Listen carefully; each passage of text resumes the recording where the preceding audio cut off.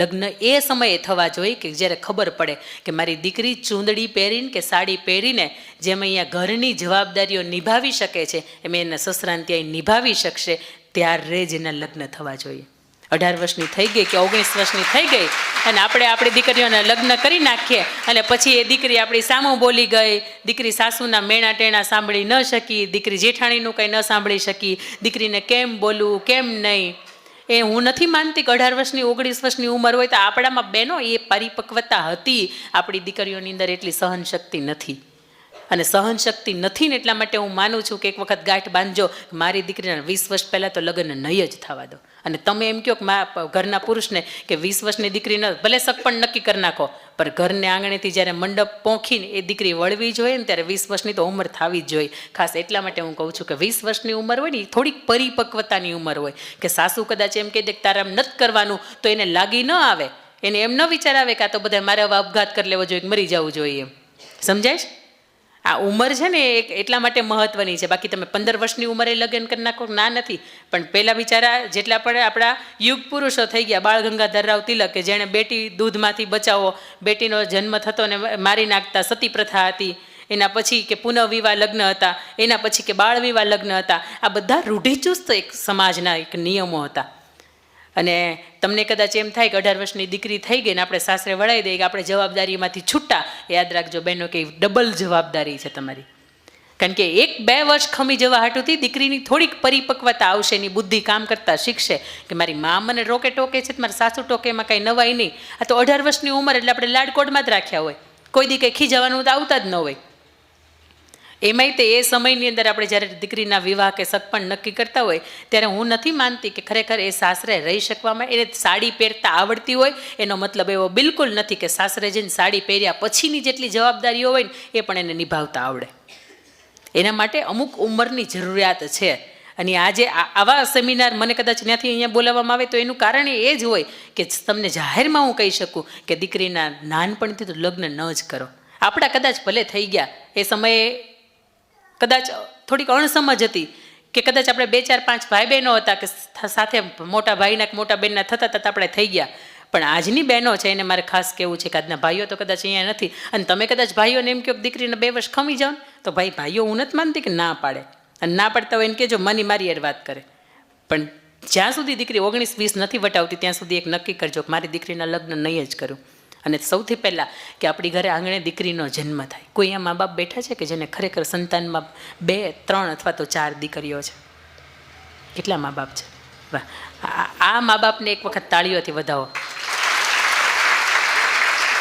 મેં સાહેબ ઘણા એવા ફંક્શન જોયા છે કે જે ગામની અંદર 2 અથવા તો 2 થી વધારે દીકરીઓના મા બાપ હોય ને એના મંચ ઉપર જાહેરમાં સન્માન કરવામાં આવે છે. એટલા માટે કે આ સમાજ આજનો એટલો બધો શિક્ષિત થઈ ગયો છે કે જે સમાજને ખરેખર દીકરી બીજી અથવા તો ત્રીજી જોતી જ નથી. મોરબીની અંદર એક મિલેનિયમ ટાઇલ્સ છે, સિરામિકનો ઉદ્યોગનો બિઝનેસ કરે છે, નીતિનભાઈ પ્રજાપતિ છે. એના ઘરે 2 દીકરીઓ છે અને એના પછી જ્યારે ત્રીજા વખતે એમના પત્નીને ગર્ભાવસ્થા રહી ત્યારે એમણે એક મનોમન માનતા કરી હતી કે મારે ત્રીજી પણ જો દીકરી આવે ને તો ભગવાન હું તારા ચરણની અંદર કંઈક સારું, કંઈક સત્કાર્યનું કામ કરીશ. અને એના મિત્રોએ માનતા કરી હતી કે ભગવાન હવે ત્યાં આપે ને તો દીકરો આપે. પણ અત્યારે કદાચ આ જન્માષ્ટમી હમણાં જે ગઈ ને એમાં 3 વર્ષે દીકરી વૃંદાને પૂર્ણ થયા, એને ત્યાં ત્રીજી દીકરી આવે છે. અને હડમતિયા ધામ છે ત્યાં 2,51,000 રૂપિયા રોકડા લખાવે છે કે મારા સ્વસ્થ, સુંદર અને સરસ મજાનું એક પણ જાતની અવરોધ કે સંકટ વગર ત્રીજી દીકરીનો જન્મ થયો છે, એ નિમિત્તે 2,51,000 હું અહીંયા ધરું છું. ત્યારે અંદર જે પૂજા કરતા હતા ને એ લોકોને એમ હતું કે દીકરી ભૂલમાં શબ્દ લખાઈ ગયો છે, ત્રીજો એટલે દીકરો લખાવો જોઈએ અને દીકરી લખાઈ ગયો છે. ત્યારે પૂજારીએ લોકો એવું કીધું હતું કે નીતિનભાઈ તમે ભૂલ કરી છે, આ શબ્દ દીકરો લખવાનો હતો ને દીકરી લખાઈ ગયો છે. ત્યારે નીતિનભાઈ એવું કીધું હતું કે નહીં, મારે ખરેખર સંતાનમાં ત્રીજી દીકરી આવી છે ને એટલા માટે હું 2,51,000 ધરું છું. આવા પેઢીને મા બાપ હજી જીવે છે. અને મારે આંગણે પણ મારે જોડવા દીકરીઓ 2 છે અને 3.5 વર્ષની. એટલા માટે હું કુખ્યાથી બોલી શકું કે 2 કે 3 દીકરીઓના મા બાપ હોય ને ખરેખર આજના સમયની અંદર ભાગ્યશાળી છે. કારણ કે ડૉક્ટર એમ કે પહેલો તો દીકરી છે તો બીજી વખત એટલે તરત મનની અંદર વિચાર આવે કે આપણે તો ભણેલા છીએ, બરાબર છે, બીજી દીકરી તો હોવી જ ન જોઈએ, ત્રીજી દીકરી તો હાવ ન હોવી જોઈએ. મેને પાયલ હે છનકાઈ અબ તો આ જાત ઉપર જાય, એ કોણે ગાયું હતું? હા, ફાલ્ગુની પાઠક હે ને, ફાલ્ગુની પાઠક જ ને, હું ભૂલ ન કરતી હોય તો. ફાલ્ગુની પાઠક એના પપ્પાને ત્યાં ચોથું સંતાન, એટલે ચોથી દીકરી. થોડી મોટી થાય, એના પપ્પાને કે પપ્પા તમે મુરઝાયેલા કેમ રહ્યો છો, કંઈ ચિંતા છે?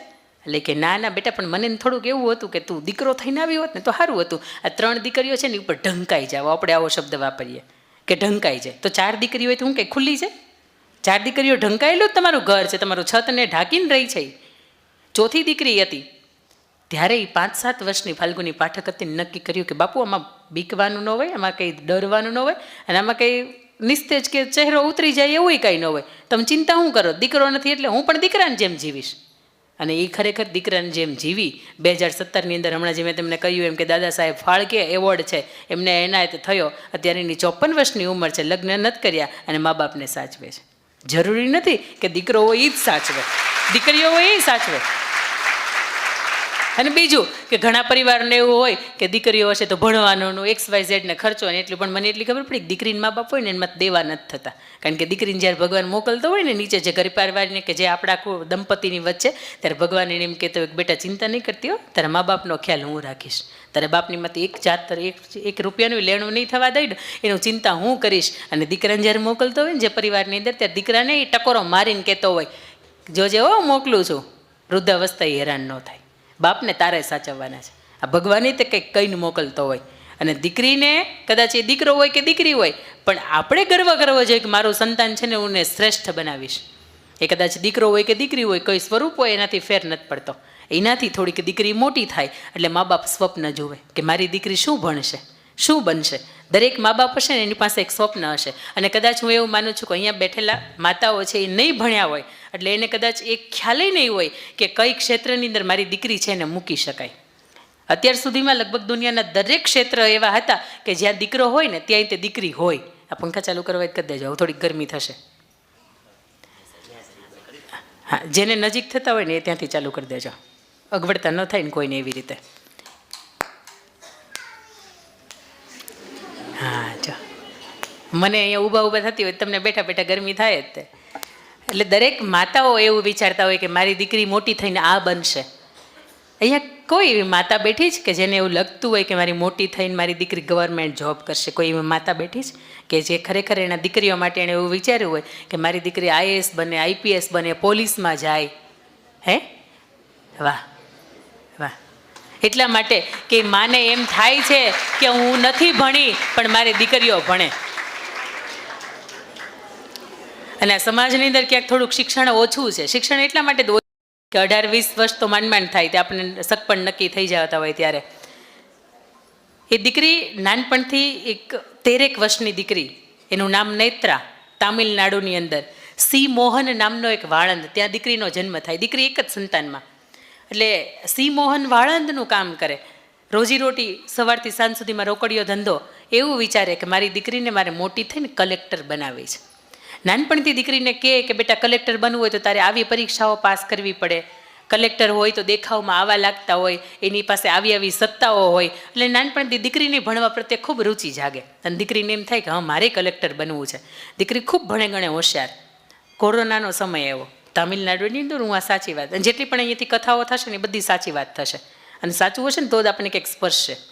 એટલે એ તામિલનાડુની અંદર જ્યારે કોરોના કાળ આવ્યો, દીકરી ઝૂંપડપટ્ટી જેવા વિસ્તારની અંદર રહેતી હતી. અહીંયાથી કોઈમાં એવું રહેતું નથી, બરાબર? કોઈ એવું નથી ને કે એની કોઈ એટલી બધી નબળી પરિસ્થિતિ હોય. દીકરી ઝૂંપડપટ્ટીમાં રહેતી હતી અને એણે જોયું કે આસપાસના ખૂબ એવા લોકો છે કે જેને ખાવાનું નથી મળતું, એટલા માટે એ મરી જાય છે. આ ભૂખમરો અહીંયા પ્રગટ થઈ ગયો છે, તો આપણે શું કરી શકાય? એટલે દીકરીએ એના પપ્પાને પૂછ્યું, સી મોહનને પૂછ્યું, વાળંદનું કામ કરતો હતો ને એને, કે પપ્પા તમારે મને મોટું થઈને શું બનાવી છે? તો કે કલેક્ટર બનાવીશ. બેટા મને ખબર છે પપ્પા કે તમે અત્યારથી મારા માટે થોડી રકમ છે એ બેંકમાં મૂકો છો કે મારા શિક્ષણ માટે. એટલે કે એના પપ્પા કહે છે હા. તો કે બેટા કેટલી, પપ્પાએ દીકરી એવું પૂછે છે પપ્પાએ કેટલી રકમ થઈ છે? એટલે કે 5-6 લાખ જેટલી રકમ થઈ છે. તો કે પપ્પા એ FD તમે કરાવી છે ને એને તોડાવી નાખો. આ 13 વર્ષની દીકરી બોલે છે કે એને તમે તોડાવી નાખો, અને આસપાસમાં જેટલા પણ પરિવારો છે અત્યારે ગરીબથી ભૂખેથી મરે છે, અને હું નથી ઈચ્છતી કે આપણી સામે કોઈ ભૂખથી મરી જાય. તમે એમ કરો, એને રાશનની કીટ છે એ એને પહોંચાડો. ત્યારે એના પપ્પા કહે છે ના બેટા મેં તો એ પરસેવાની મહેનતથી ભેગા કર્યા છે ને તારે શિક્ષણને માટે કર્યા છે. તો કે પપ્પા તમે ઈચ્છો છો ને કે હું મોટી થઈને લોકોની સેવા કરું? કલેક્ટર બનું તો હું કદાચ અત્યારે આ મોકો મારી પાસે શ્રેષ્ઠ છે કે હું લોકોની સેવા કરી શકું અને કલેક્ટર બનવું પછી થાય કે ન થાય, પણ અત્યારે ખાસી જરૂરિયાત છે. એમના પપ્પા પાસેથી એ એફડી 6 લાખ રૂપિયાની એફડી તોડાવે છે, 5 કે 6 લાખની હતી એક્ઝેક્ટ. એમાંથી 600 રેશનની કીટ લે છે અને આસપાસના જેટલા પણ વિસ્તારની અંદર એને એમ લાગે કે અહીંયા જરૂરિયાત છે અને ખાવાનાય નથી એવા પૈસા પોતે જે પોતાના શિક્ષણ માટે એણે ભેગા કર્યા હતા એના પપ્પાને રિક્વેસ્ટ કરે છે અને 600 રેશનની કીટ હતી એ આસપાસના વિસ્તારની અંદર વહેંચે છે. આ વાતની નોંધ આપણા આદરણીય મોદી સાહેબ વડાપ્રધાન છે ને એમણે પણ મન કી બાતની અંદર લીધી છે કે 13 વર્ષની દીકરી છે શું કરી શકે, તો કે એને કલેક્ટર બનવું છે. અને અત્યારે ખબર પડે કે મારી સામે લોકોને અત્યારે જરૂરિયાત છે તો પોતાના શિક્ષણ અર્થે ભેગા કરેલા પૈસા છે એ પણ એ સમાજ માટે વાપરી શકે.